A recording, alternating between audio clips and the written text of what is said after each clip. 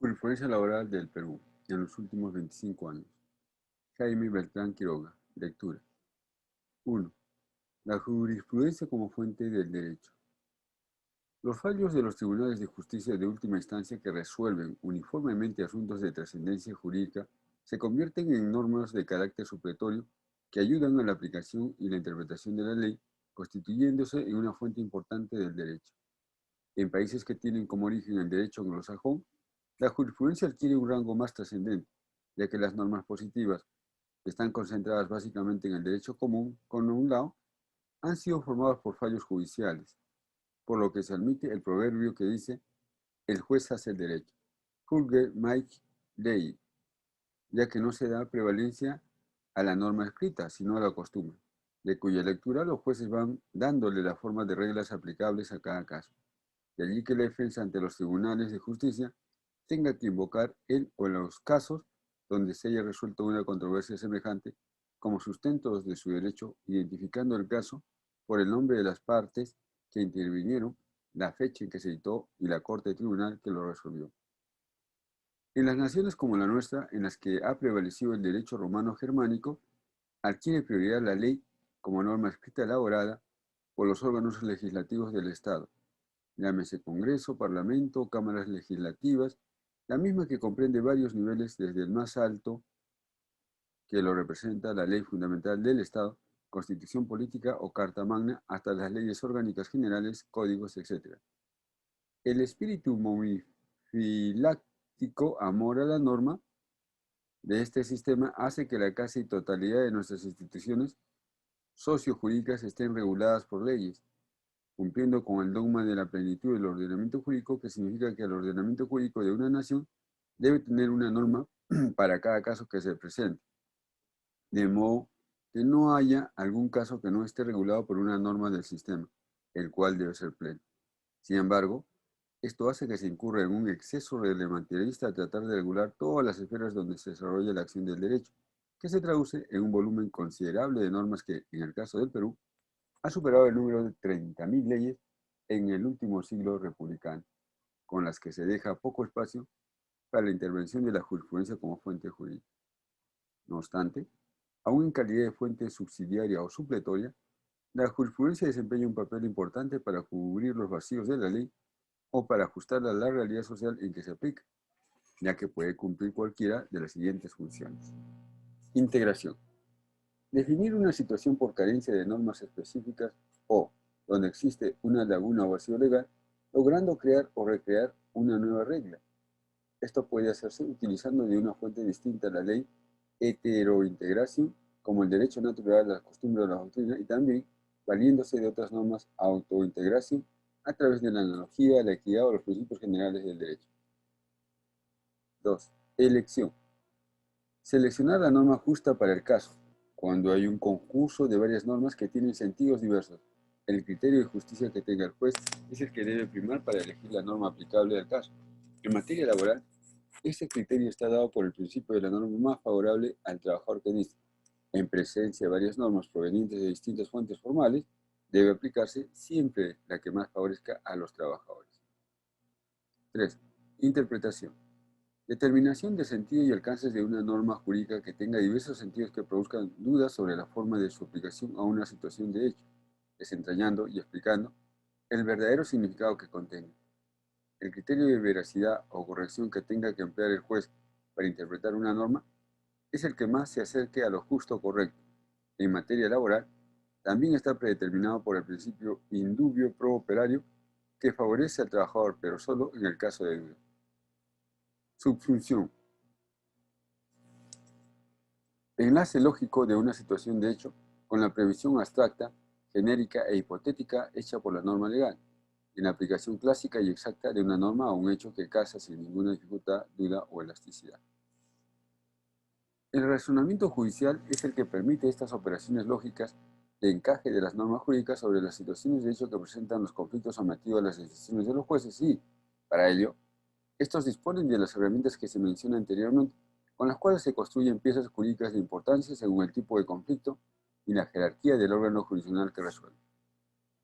Ese razonamiento se aplica en la elaboración de una sentencia en la que se debe ubicar claramente los hechos relevantes que han generado el conflicto jurídico que se plantea y luego determinar las normas aplicables al caso que pueden resolverlo, empleando los procesos lógicos necesarios para identificar los elementos de la norma en la estructura de los hechos, de manera que la coincidencia determine el derecho que se reconoce a una de las partes. La motivación que deben tener obligatoriamente las resoluciones judiciales hace que posean un contenido doctrinario que recoge el análisis del caso en todos sus aspectos fácticos, de manera que construye la base real donde se aplica el contenido de la norma, estableciendo el nexo o la congruencia que debe existir entre la norma y la situación de hecho. Por eso, el motivo es siempre la razón determinante que hace que la voluntad del juzgador se incline por una decisión explicada en la sentencia. Al tener esa estructura, las resoluciones que emiten los órganos jurisdiccionales de máxima jerarquía o de última instancia tienen un contenido didáctico, enseñando la forma en que deben aplicarse las normas legales a los casos concretos, explicando los alcances de dichas normas cuando se producen ciertos supuestos de hecho y dando contenido normativo a sus fallos, de manera que si se reiteran uniformemente en casos similares, se convierten en jurisprudencia, cuya calidad los constituye precedentes de obligatorio cumplimiento.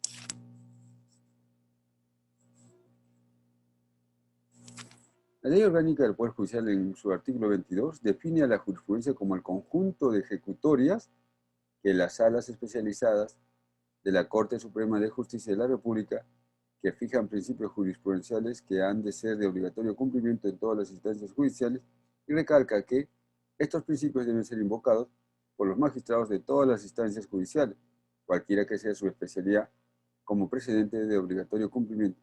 En caso que por excepción decidan apartarse de dicho criterio, están obligados a motivar adecuadamente su resolución, dejando constancia del precedente obligatorio que desestiman y de los fundamentos que invocan. La jurisprudencia es una fuente importante del derecho porque sirve como medio de interpretación y aplicación de la norma jurídica, a tal punto que, según apreciación de Aníbal Torres, la ley es lo que los jueces quieren que sea, lo que quiere decir que la ley reina y la jurisprudencia gobierna. De acuerdo a la procedencia de las ejecutorias que conforman la jurisprudencia, esta también se especializa en las diferentes ramas del derecho que son objeto de pronunciamiento en caso de conflictos jurídicos, siendo los principales la jurisprudencia civil, penal, laboral y constitucional, a las que se suman la administrativa, fiscal, comercial, minera y otras, que tienen una trascendencia particular en cada uno de sus campos, por lo que su estudio, análisis y aplicación adquiere relevancia especial. 2. El Tribunal de Trabajo en los años 80. La jurisprudencia en materia laboral ha tenido su origen en el Tribunal de Trabajo, que ha sido un órgano de justicia especializado, creado ya por el año de 1941, con jurisdicción nacional sobre los juzgados privativos de trabajo esparcidos a lo largo de todo el país, los cuales estaban reservados inicialmente al conocimiento de los reclamos solo de los obreros, hasta que en el año de 1971, por imperio del Decreto Ley 19040, se les extendió la competencia sobre las acciones de los empleados, distinción superada entre trabajadores manuales e intelectuales. En 1975, se crea fugazmente el Fuero Privativo de Comunidades Laborales mediante Decreto Ley 2119, que durante 4 años marcha paralelamente al Fuero de Trabajo, atendiendo los conflictos surgidos en el seno de las organizaciones comunitarias de trabajadores destinadas a la participación de estos en la gestión, la propiedad y las utilidades de las empresas, hasta que en 1979 el Decreto Ley 22466 dispone la fusión de ambos fueros bajo la denominación de Fuero Privativo de Trabajo y Comunidades Laborales, el cual es presidido por el Tribunal de Trabajo, con el añadido de Comunidades Laborales. En esas condiciones, este máximo tribunal ingresa a la década de los 80, que sirve de precedente a nuestros comentarios recogiendo un prestigioso legado en su recorrido de 40 años de existencia. Se trataba de un tribunal compuesto por 3 salas de 3 magistrados cada una, con sede en la capital de la República, que resolvía los procesos laborales de todo el país en segunda y última instancia, por lo que sus resoluciones causaban el estado de la cosa juzgada, y por tanto no eran sujetos a revisión alguna, constituyéndose en ejecutorias que dictaban precedentes de aplicación obligatoria para los jueces de trabajo. En esa época, la legislación laboral peruana era incipiente, estaba en formación, ya que se trataba de una nueva rama del derecho que se había independizado del derecho civil en los albores del siglo XX, de manera que había un número limitado de leyes, dentro de los cuales destacaban los siguientes. Ley número 1378, que regulaba los accidentes de trabajo como responsabilidad de los empresarios. Ley 4916, que otorgaba beneficios sociales a los empleados particulares, constituyendo la base de lo que posteriormente se denominó régimen laboral de la actividad privada. Leyes número 6871 y 10239, que formaron el concepto de la compensación por tiempo de servicios. Leyes 90, 49 y 1368.3, que se ocuparon de regular el beneficio del descanso anual obligatorio y remunerado, es decir, las vacaciones anuales para todo tipo de trabajador, sea obrero, empleado, privado o público. La aplicación de estas pocas leyes trajo la necesidad de reglamentarlas profusamente a través de decretos supremos y resoluciones del Poder Ejecutivo que se emitían sin ninguna relación orgánica de acuerdo al gobierno que se encontraba de turno, de manera que se creó una confusión normativa que en ocasiones resultaba contradictoria y contraproducente, por lo que la única manera de entenderla y desenredarla era a través de los fallos judiciales, tornándose la intervención del Tribunal de Trabajo necesaria y esclarecedora, ya que a través de la jurisprudencia comenzó a establecer reglas de aplicación de los derechos laborales fundamentales que estaban pobremente regulados y así organizar una estructura normativa que facilitaba la aplicación de la legislación laboral. Los principales logros de la jurisprudencia del Tribunal de Trabajo durante su permanencia en el ámbito jurisdiccional están referidos a los siguientes temas. A. Naturaleza de la relación laboral. La definición del contrato de trabajo como base de todos los derechos y beneficios que surgen a favor del trabajador dependiente está dada por los ejecutorios que se fueron pronunciando desde los primeros años de la creación del Tribunal de Trabajo, señalando las principales características que debía tener aquel. Ejecutoria del 18-5 de 1976, expediente número 3778-74. Es irrelevante el nombre que se le dé al contrato de trabajo que se caracteriza por la prestación subordinada a cambio de una remuneración. Ejecutoria del 22 de mayo de 1980, expediente 3232-79, para determinar la existencia de un vínculo de trabajo dependiente, prima el contenido de la relación y la forma en que se presta, sobre los términos del documento suscrito y la denominación de las partes hayan adoptado, por cuanto el contrato de trabajo es un contrato realidad. Ejecutoria del 3-10 de 1980, expediente 0441-80. El contrato de trabajo se caracteriza por la subordinación jurídica, económica y técnica del trabajador frente al empleador. La primera se manifiesta por la observancia de una jornada diaria de trabajo y los respectivos controles de ingreso y salida y cumplimiento de determinadas órdenes. La subordinación económica se traduce en la percepción de un sueldo, salario o comisión por los servicios prestados, además de otros beneficios que señalan las leyes laborales y las normas convencionales. La subordinación técnica se expresa en la facultad del empleador de dirigir el proceso productivo de bienes y servicios, señalando las condiciones en que, dentro de ese proceso, deben realizarse las prestaciones del trabajador. B. Régimen de contratación.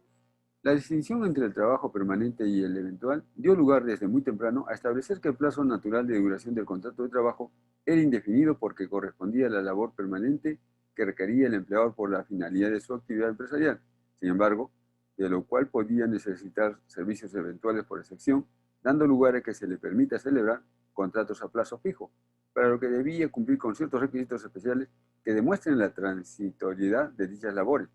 Esa distinción generó una corriente jurisprudencial que vaya señalando las excepciones de la regla general que está mostrada con los siguientes ejecutorios. Ejecutoria del 8-8-1983, expediente 1737-82.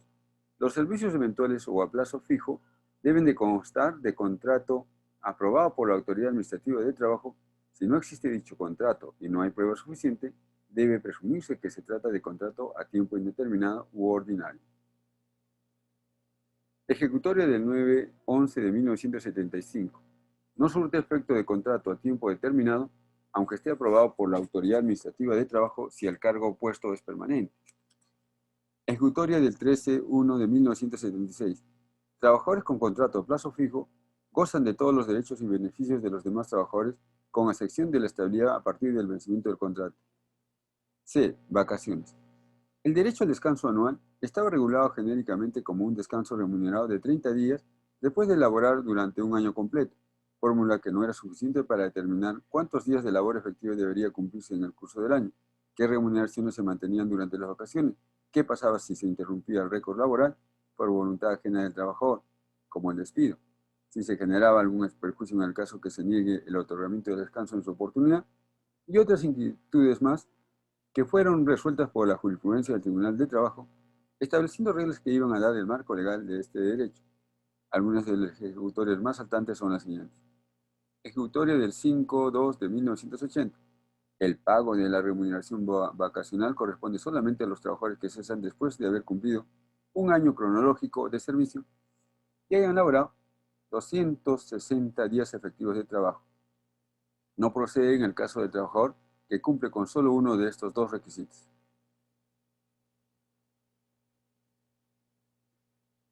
Ejecutoria del 29-4 de 1980. Procede el pago de los dosavos vacacionales por récord trunco en el caso de un trabajador que se jubila. Al igual que en el accidente de trabajo o enfermedad profesional, el trabajador no pierde el derecho vacacional trunco por cuanto la cesación del trabajo no sea debido a la voluntad absolutamente libre del trabajador, pues estuvo condicionada al cumplimiento de exigencias legales. Ejecutoria del 22-11 de 1985. El derecho a la triple remuneración por falta de goce vacacional se refiere a la pérdida total del periodo de descanso, no así a la de los algunos días de este, lo que más bien significa reducción del descanso permitido por la ley y que genera únicamente el pago doble. D. Compensación por tiempo de servicio.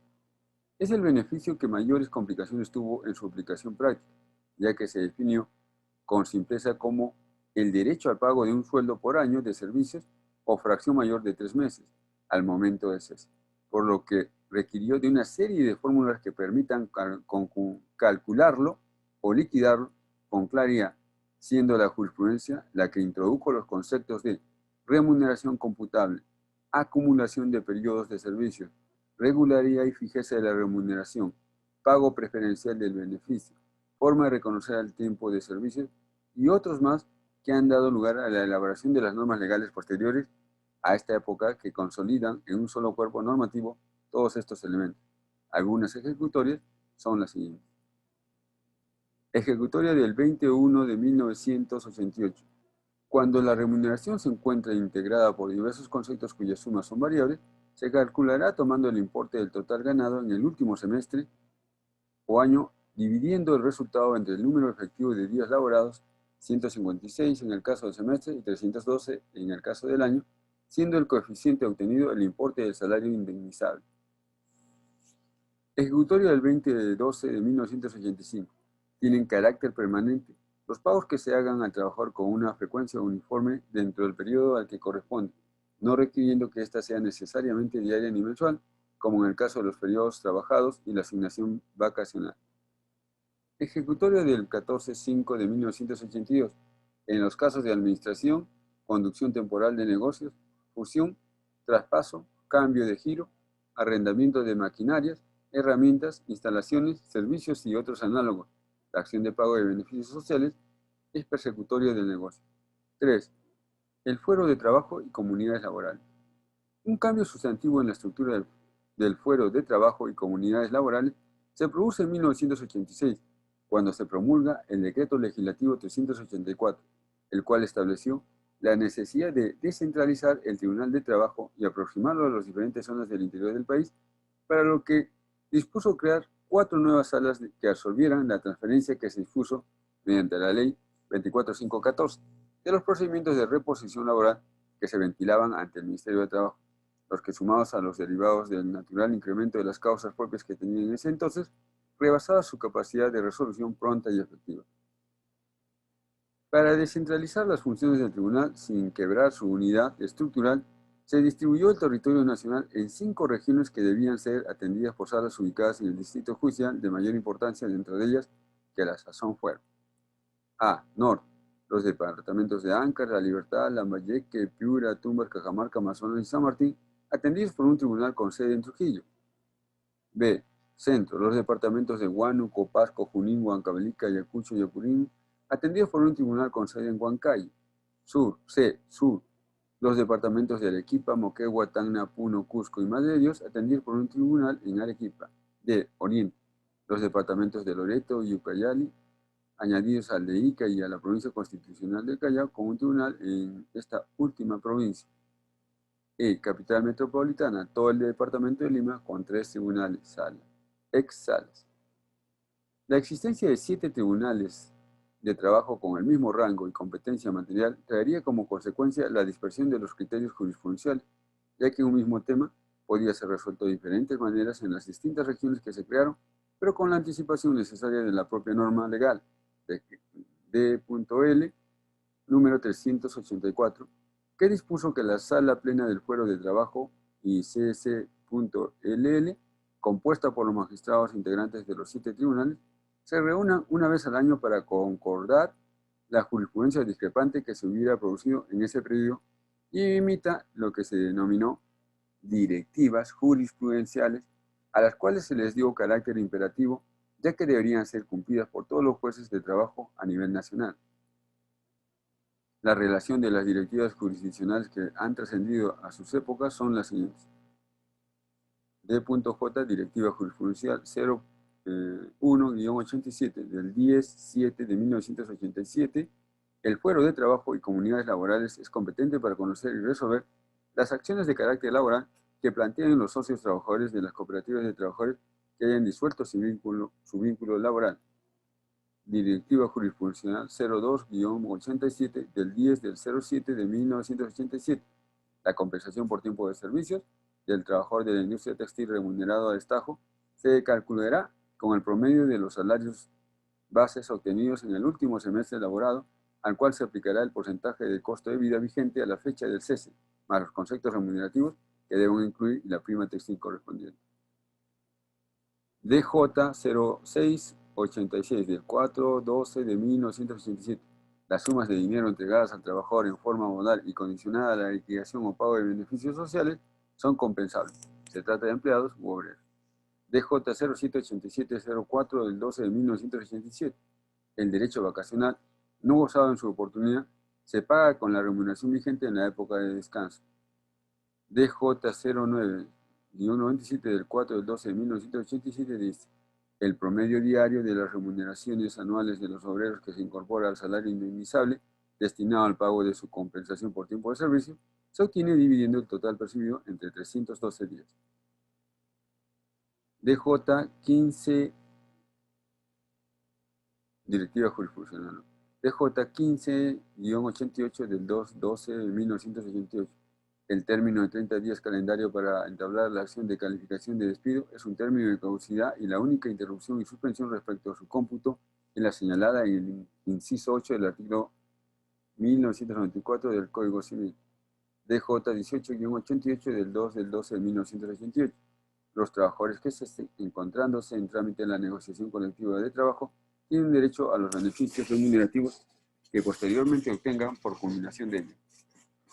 DJ 0889 del 8/12 de 1989. La tentativa de robo o robo frustrado no se encuentra tipificada dentro de los alcances del inciso C del artículo 5 de la Ley 24514 por carecer del elemento de culminación o ejecución. DJ 0191 del 6/12 de 1991. La inscripción del trabajador en planillas debidamente autorizadas dentro del término de ley no se encuentra sujeto a la naturaleza eventual o indeterminada de la relación o contrato de trabajo y por ende constituye el medio idóneo del empleador a efecto de determinar el alcance jurídico laboral entre las partes. DJ 02 del 91, del 6/12 de 1991, la procedencia del pago de utilidades o asignación anual sustitutoria, según corresponda, cuando el empleador no hubiese desvirtuado su percepción en el ejercicio económico controvertido. Estas directivas jurisdiccionales se suspendieron en el año 1992, a raíz de la entrada en vigencia de la Ley Orgánica del Poder Judicial, Decreto Legislativo número 767, en que se dispone la incorporación de los tribunales de trabajo en calidad de salas laborales a las respectivas Cortes Superiores de Justicia, donde estaban ubicados, aunque se mantiene provisionalmente la jurisdicción supradistrital que les asignaba el D.L. número 384, hasta que se creen nuevas salas especializadas en otros distritos judiciales, según reza el tercer párrafo de la primera disposición final y transitoria de dicha ley. De modo que si bien cada sala dependía administrativamente de la Corte Superior de su distrito judicial, jurisdiccionalmente atendía los asuntos de los juzgados de otros distritos por razón de la especialidad que tenía. 4. La Corte Suprema de Justicia de la República.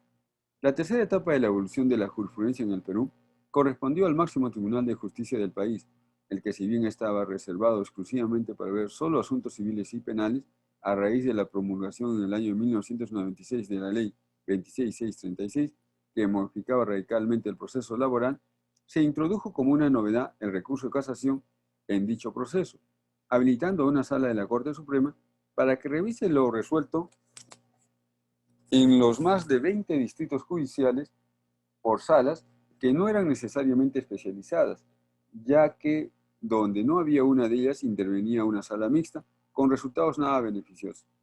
La implementación de esa instancia ya estaba prevista desde la vigencia de la Ley Orgánica del Poder Judicial antecitada, donde se creaba la Sala de Derecho Constitucional y Social para el conocimiento de los casos de materia laboral, parte del derecho social, además de los de materia constitucional, agraria y contencioso administrativa, todo lo que después representó un volumen considerable de expedientes que saturaron la capacidad de esa sala, motivando que se cree dos salas transitorias adicionales de la misma denominación, con las que recién se está tratando de poner al día el despacho.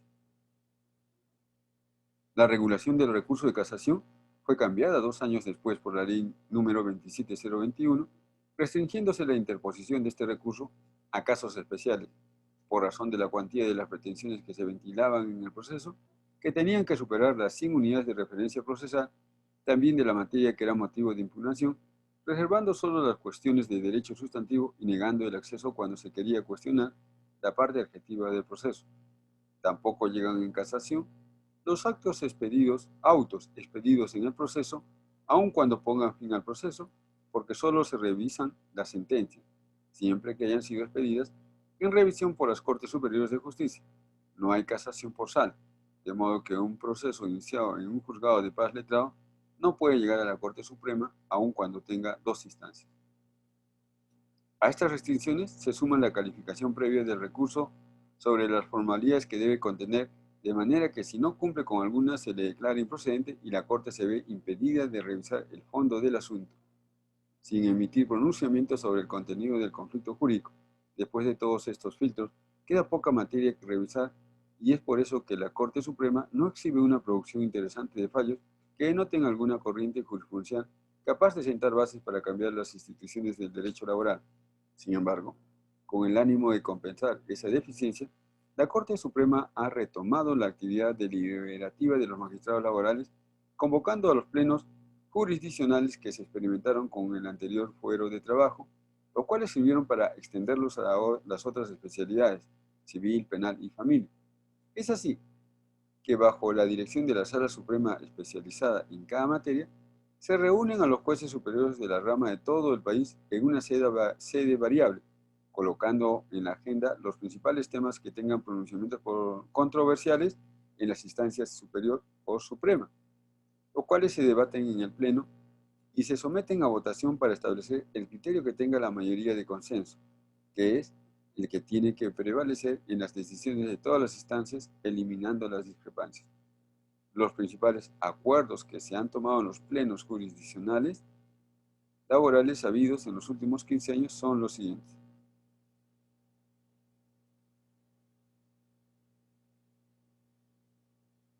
Pleno Jurisdiccional Laboral de 1997. 1. Competencia en demanda laboral contra legislación diplomática u organismo internacional.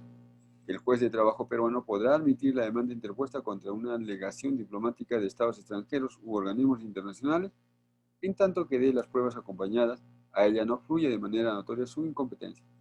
2. Actualización de deuda.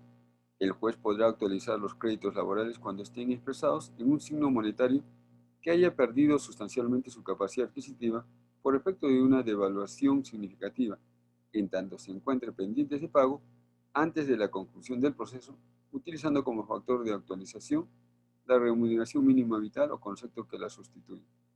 3. Prescripción.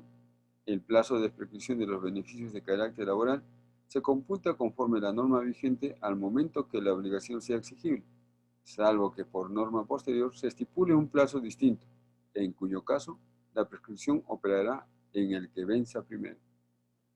4. Negociación colectiva peyorativa, impeius. En la aplicación de un convenio colectivo de trabajo en el que se haya pactado un beneficio menor al vigente establecido por convenio colectivo anterior, el juez deberá observar que no se vulneraron los mínimos indisponibles por la normatividad estatal y que en tal acuerdo los trabajadores hayan sido presentados de conformidad con el artículo 49 del Decreto Ley número 25593, Ley de Relaciones Colectivas de Trabajo, o su norma sustitutoria. 5. Nulidad del despido. En los procesos en que se ventile la nulidad del despido, si bien el juez no puede utilizar las presunciones, deberá apreciar, evaluar y determinar el mérito de los indicios que se aporten con los medios probatorios para poder determinar objetivamente la causa real que motivó el despido. Pleno Jurisdiccional Laboral de 1999. 1-A. Caducidad. Para efectos de la suspensión del cómputo del plazo de la caducidad que se refiere al artículo 36 del texto único ordenado del Decreto Legislativo número 728, Ley de Productividad y Competitividad Laboral, aprobado por el Decreto Supremo número 0397-TR, se aplican íntegramente las disposiciones contenidas en el artículo 58 del Decreto Supremo número 0296-TR, en la medida que desarrolla el concepto de falta de funcionamiento del Poder Judicial previsto en el artículo 36 del texto único ordenado. 1-B. Abandono. En el proceso laboral no procede la declaración de abandono, por lo que no se aplican supletoriamente las normas del Código Procesal Civil que regulan este instituto. Los jueces que administran la justicia laboral tienen la responsabilidad de cumplir eficazmente con la obligación que le impone el artículo 1 del título preliminar de la Ley Procesal de Trabajo sobre la dirección e impulso del proceso a fin de obtener la resolución de las causas en el menor tiempo posible. 2. Intereses por remuneración vacacional impaga. A. Cuando el vínculo laboral se encuentra vigente, el pago de la remuneración vacacional adeudada generará intereses a partir del día siguiente en que ocurrió el incumplimiento. Solo si desde la indicada fecha y hasta la oportunidad en que se hace efectivo el pago, no se produjo incremento de remuneración. De haber ocurrido incremento de remuneración, entonces no procede el pago de interés. B. Si se ha producido el cese, el pago de la remuneración vacacional adeudada se efectúa con la remuneración vigente a la fecha de este, más los intereses legales que se generen a partir del día siguiente del mismo, y es el día de su pago efectivo. De no haber ocurrido incremento de remuneraciones desde el vencimiento de la oportunidad del goce de descanso vacacional hasta el del cese del trabajador, entonces procederá el pago del interés de intereses desde el día siguiente en que ocurrió dicho incumplimiento. 3. Prescripción de la acción laboral. El plazo de prescripción de las acciones por derecho derivados de la relación laboral se interrumpe con la presentación de la demanda ante el órgano jurisdiccional. 4. Compensación por deudas recíprocas. No procede la compensación de deudas entre la compensación por tiempo y de servicios y el monto mandado a pagar en un proceso penal por concepto de reparación civil. Sí procede la compensación entre la indemnización por despido arbitrario y la indemnización por daños y perjuicios mandada a pagar al trabajador. 5. Incompetencia de los juzgados de trabajo para determinar monto de las retenciones de tributo. Los juzgados de trabajo no son competentes para determinar las retenciones a cargo del empleador del impuesto a la renta y de cualquier otro tributo o aportación sobre los reintegros de remuneraciones ordenadas pagar a favor del trabajador. La responsabilidad de establecer el monto de la retención corresponde al empleador. Pleno Jurisdiccional Nacional Laboral del 2008. 1. La indemnización por daños y perjuicios en materia laboral. A. El juez laboral es competente para el conocimiento de las acciones de indemnización por daños y perjuicios derivados del contrato de trabajo. B. Las remuneraciones dejadas de percibir con ocasión del despido de un trabajo repuesto mediante un proceso de amparo pueden ser reclamadas en uno de pago de beneficios sociales y o en un proceso de indemnización por daños y perjuicios. Estas pretensiones pueden demandarse en forma acumulativa o en procesos independientes. C. Los intereses legales en los procesos de indemnización por daños y perjuicios en materia laboral deben calcularse a partir del emplazamiento del demandado. 2. Responsabilidad solidaria en las obligaciones laborales. Existe solidaridad en las obligaciones laborales no solamente cuando se configuran los supuestos previstos en el artículo 1183 del Código Civil, sino, además, en los casos en los que exista vinculación económica, grupo de empresas o se evidencie la existencia de fraude con el objeto de burlar los derechos laborales de los trabajadores. 3. Proceso de ejecución de resolución administrativa. En los procesos de ejecución de resolución administrativa, es procedente la apelación que interponga la emplazada contra la resolución que contiene el mandato de ejecución. Resulta procedente la formulación de secciones en un proceso laboral de ejecución de resolución administrativa. 4. Medidas cautelares en el proceso. Las medidas cautelares en materia laboral se encuentran previstas en el artículo 100 de la Ley Procesal del Trabajo. Asimismo, en el proceso laboral son procedentes todas las medidas cautelares previstas en el Código Procesal Civil aplicables supletoriamente. Pleno Jurisdiccional Supremo en materia laboral 2002. 1. Pretensión de reposición por despido encausado y despido fraudulento. A. Ley número 26636. Los jueces de trabajo en los procesos laborales ordinarios regulados por la Ley Procesal del Trabajo, Ley 26636, están facultados para conocer los procesos de impugnación o nulidad de despido incausado o despido fraudulento que, de ser fundado, tengan como consecuencia la reposición del trabajador al centro de trabajo. B. Ley 29497. Los jueces de trabajo están facultados para conocer de la pretensión de reposición en casos de despido incausado o despido fraudulento en el proceso privado laboral, siempre que la reposición sea planteada como pretensión única. 2. Indemnización por daños y perjuicios derivados de enfermedades profesionales. A. Competencia. Los jueces que ejercen competencia en el marco de la Ley Procesal del Trabajo 26636 y en la nueva Ley Procesal del Trabajo número 29497 conocerán de las demandas de daños y perjuicios por responsabilidad contractual, tanto por daño patrimonial que abarca el lucro cesante y daño emergente, como por daño moral, especialmente en los casos de enfermedad profesional. B. Responsabilidad. La responsabilidad del empleado por los daños y perjuicios derivados de enfermedad profesional es de naturaleza contractual y así debe ser calificada por el juez, independientemente de la calificación o de la mención en la calificación por parte del demandante o del demandado. C. Prueba. El trabajador debe cumplir comprobar la existencia de la enfermedad profesional y el empleador el cumplimiento de sus obligaciones legales, laborales y convencionales. D. ¿Cuánto? Probada la existencia del daño, pero no el monto preciso del resarcimiento, a efectos de determinar el cuánto indemnizatorio, es de aplicación lo establecido en el artículo 13 y 32 del Código Civil, salvo que las partes hubieran aportado pruebas suficientes sobre el valor del mismo. 3. Tratamiento de las horas extras en el sector privado y en el sector público. A. No sujetos a jornada. Los trabajadores de espera, vigilancia o custodia no están comprendidos en la jornada máxima solo si es que su prestación de servicios se realiza de manera intermitente. B. Presupuesto. Las limitaciones presupuestales no privan a los trabajadores del sector público de gozar del pago de horas extras si se ha realizado trabajo en sobretiempo. Si la relación laboral se encontrara vigente y el trabajador lo acepta, procede la compensación como una alternativa al reconocimiento económico del sobretiempo. C. Compensación. Existe la posibilidad de que las entidades del sector público compensen el pago de horas extras con periodos de descanso sustitutorio. Sin embargo, para ello, tal como el sector privado, es necesaria la aceptación del trabajador y su manifestación de conformidad consignada en un acuerdo convenio. 5. El Tribunal Constitucional. Veamos qué se dice sobre el Tribunal Constitucional.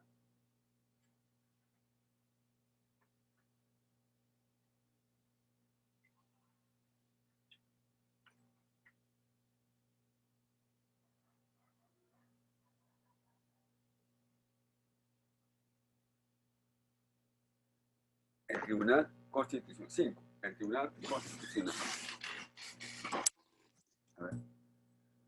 5. El Tribunal Constitucional. Finalmente, el Tribunal Constitucional, que es un órgano autónomo creado desde la Constitución Política de 1979, Bajo el nombre de Tribunal de Garantías Constitucionales, ratificado en la Carta de 1993, es otro de los órganos jurisdiccionales que ha ocupado gran parte de su actividad al conocimiento de los casos laborales y previsionales que se han venido planteando a través de la vía de amparo constitucional. En vista de que el trabajo ha sido considerado como uno de los derechos fundamentales del ser humano en todas nuestras constituciones, en las que se destina varias normas a la institucionalización de los derechos laborales básicos. Nuestros laboralistas Jaime Zavala y Fernando García ya comentaron la trascendencia de la intervención del Tribunal Constitucional en estas materias cuando dicen que el criterio más importante ha sido el reconocimiento explícito de que el trabajador como persona puede oponer el ejercicio y defensa de derechos fundamentales en el seno de la empresa y de la relación laboral, es decir, de los denominados derechos inespecíficos laborales, a diferencia de los derechos laborales que tienen un contenido esencial y una regulación a través de la cual se conceden en forma expresa una serie de derechos y beneficios al trabajador. Existen una serie de derechos que se conceden a la persona y no propiamente en su condición de trabajador, lo cual no significa que el trabajador no puede ejercerlo. El tribunal desarrolla la tesis del amparo contra particulares y la eficacia directa de los derechos fundamentales, concluyendo que no se excluyen los problemas en materia de derechos constitucionales que se pudieran derivar de las relaciones entre empleadores y trabajadores sujetos al régimen de la actividad privada. Los derechos fundamentales, en cuanto a elementos objetivos del ordenamiento constitucional, deben ser protegidos con independencia del sector o parte del ordenamiento en el que las lesiones o amenazas de violación de derechos se pudieran presentar. Cierro cita. La sustentación de la intervención del Tribunal Constitucional en temas laborales está dada por la defensa de los derechos laborales inespecíficos, que a juicio de la doctrina que maneja, invocada por Juan Carlos Cortés, son los siguientes. A. Derecho a la igualdad y no discriminación. B. Libertad ideológica y religiosa. C. Derecho al honor. D. Libertad de expresión. E. Derecho a reunión. F. Debido proceso y tutela jurisdiccional. Fuera de ellos, el derecho que ha merecido la mayor cantidad de pronunciamientos y definiciones de parte del Tribunal Constitucional a lo largo de su existencia es el de estabilidad laboral, que está destinado a proteger al trabajador contra el despido arbitrario, proscrito por nuestra actual Ley Fundamental de 1993, habiendo llegado a clasificar las variables de esta forma de determinación del vínculo laboral para determinar cuál es la vía idónea para defenderlo, si es la constitucional o la ordinaria, aceptando para la primera las siguientes. A. Despido incausado. También lo denomina ad nutum en su acepción latina. Es el que se produce sin expresión ni existencia de causa, donde el empleador desafora al trabajador de su puesto de manera verbal, fáctica o incluso escrita, sin mencionar algún motivo de su decisión. B. Despido fraudulento. Se produce cuando ocurre alguna de las siguientes circunstancias. 1. El empleador despide al trabajador con ánimo perverso y auspiciado por el engaño. 2. Se imputa al trabajador hechos notoriamente inexistentes, falsos o imaginarios. 3. Se atribuye al trabajador una falta no prevista legalmente. 4. Se produce la extinción de la relación laboral con vicio de voluntad. Y 5. Se fabrican pruebas. C. Despido nulo. Ocurre cuando una motivación real del despido vulnera algunos de los derechos fundamentales del trabajador, como la libertad sindical, la igualdad, la maternidad o el derecho de petición, señaladas por la ley. 6. Conclusión. La jurisprudencia laboral en el Perú ha marcado las pautas para mejorar las normas legislativas que conforman el derecho laboral peruano, anticipándose a las reformas y señalando los defectos y omisiones que contienen. Producto de la primera etapa de esta jurisprudencia fue la reforma ocurrida en el año 1991, en que se intentó codificar a la legislación laboral dictando un paquete de decretos legislativos que se encuentran en vigencia hasta ahora y que han concentrado toda la normativa dispersa y confusa que existía hasta ese entonces. Las reformas procesales también han recogido la jurisprudencia existente, cuyo contenido no está limitado a temas sustantivos, sino que aloja también una parte adjetiva importante. Las dos últimas leyes procesales de trabajo, la número 26636 y la número 29497, han recogido la experiencia de los tribunales de justicia. El rol de la Corte Suprema de Justicia y del Tribunal Constitucional, que son los entes rectores de la jurisprudencia nacional, debe estar comprometido con la mejora en calidad de sus fallos y la uniformidad que debe existir entre ambos.